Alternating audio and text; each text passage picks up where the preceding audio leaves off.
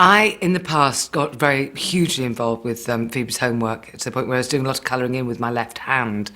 But then, since she's been in the sixth form, I've had to back away because actually it's too hard for me and I don't understand what she's talking about. I've actually come up against the fact that I'm not able to do my children's homework. It's actually beyond my intellectual capability. And then one of them's only in primary 4. So that's how bad it is. So I'd love to be able to go, actually give it here, I'll do it. And I did that last time and went, how do you do this?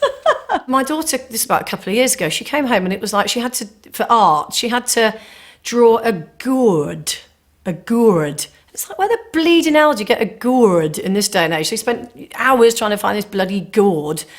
And then you get it, and she's sort of, and I'm going, oh, let me do it. So I'm sort of like this, you know. Did it what I thought was a really good job, and it came back, and it was B-. And I had to stop myself going to the school, to the teacher going, what do you mean B-? I spent bloody hours on that. And of course you can't. Once you get into teenage territory and the hormones kick in, everything's an uphill battle. Worst combination is easily shopping with teenage daughters. Henrietta, we got no flowers for you. It's a labour of love. You're like a beast of burden, holding the coats, traipsing round, feeling fat and frumpy. It's all wearing you out and making you hot and mad. And you get talked into spending more on her than you do on your own wardrobe for the entire year. I want it to be such a perfect mother-daughter bonding day, like some kind of film where you go into a department store and, you know, the little dress slips on. Oh, it's so lovely, it's perfect. Now let's go and have some lunch and it's all fun. This is nice. You pick things out you think she'll like. You were a groovy teenager yourself once, but nothing you suggest is right. Worse, the very fact that you've picked it out means even if she did like it, she doesn't anymore. You wonder why you bothered. And then, of course, because I'm there with her, putting her off, she won't find anything she likes. What do you mean you don't like anything? What about this? What about that? What about... And, of course, you know, I haven't quite got it right because teenage fashion is very odd at the moment. There's some very strange, quaint stuff around. So I'm sort of like slightly 10 years out, and I pick things out. She goes, why would I... And when your daughter goes, so you go, back, and then they go, there's a two of us, a top shop going, and then she goes, I think you need to calm down. If I go out with my teenage daughter, I mean, I did it the other day, and I found myself, she's like, I want to buy this skirt, and of course she's had to take me because I've got the wallet, otherwise she wouldn't be seen dead with me. And I want to buy this skirt, and I found myself going, oh, look at the seam, look at the shoddy workmanship. And I stopped in the middle, oh my God, I've turned into my own mother. Because that's exactly what my mother used to say. The so-called shop assistants offer no assistance visible to the naked eye, and don't even start us on Saturday girls, who are so useless, so ineffective, so inert, that they've turned being unhelpful into an art form. You got this in smaller size, please? They're all out. Usual story, if you want anything doing, do it yourself. Right, thank you, don't want any of these. You get rid of me. I like Saturday girls because I used to be one, and we all know the whole point about being a Saturday girl is to do as little work as possible and to spend as much time in the storeroom not finding your size shoes, not finding the bra that Madam wants, and chatting to your mates. I want Saturday girls to die. Saturday girls are boys. Just get on my only last nerve, and as soon as I ask one question, I get I said, fine, who's running the shop today? I mean, for starters, it's the expression of gormlessness. It's not just gormlessness around the face, it's gormlessness that runs through the entire body, from the top of their head to the tip of the toe, the gormless toes. I can spot your gormless toes. You might have shoes on, but I know you're gormless toed freak. If you want to ask them about something, if you say, have you got this in a size, whatever, or do you have it in the blue, in my size? They go, oh, I don't know. I suppose I could go and check. Try getting them to check and they won't find it. Here we go again. No one else knows where anything in the shop is. It's just like being at home. You go into shops, they don't know their stock, they don't have a clue, and I could be standing right beside it. They haven't a clue what I'm talking about. And then, of course, there's the daft answers. You go up to them and you say, have you got any Remy Martin? And they say, it's on the shelf over there with the spirits. And you say, no, it isn't. That's why I'm asking you. If it was on the shelf over there with the spirits, I would have got it. I would be bringing it to the till. I'm asking you if you've got any in stock. They don't know where anything is.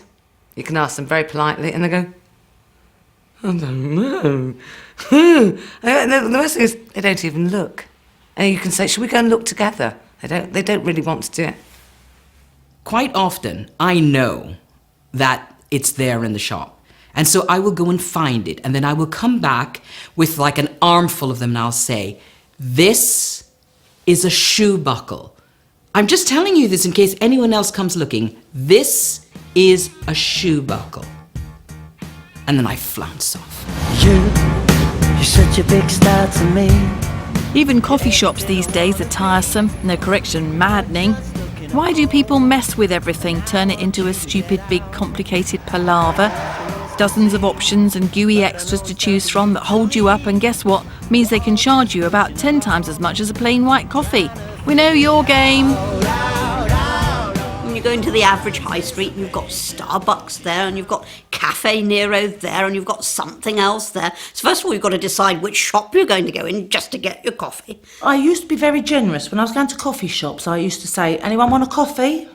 Now I don't, because you have to take out a mortgage to pay for everyone's coffee. And then the size of the cups. I mean, the smallest is it's as big as a bucket. And there's always some bastard by the machine going, double shot latte! And you think, is it mine? Or is it someone else's? And if I'm late, they'll kill me. I'll be beaten up or thrown to the ground. And heaven help you if you take somebody else's double shot latte. If you can have a proper cup of coffee from a proper cup of coffee pot, I'll throw you in the sea. Walk into a coffee shop these days and it's like you've signed up for a conversational Italian course, which would be fine if you wanted to learn conversational Italian.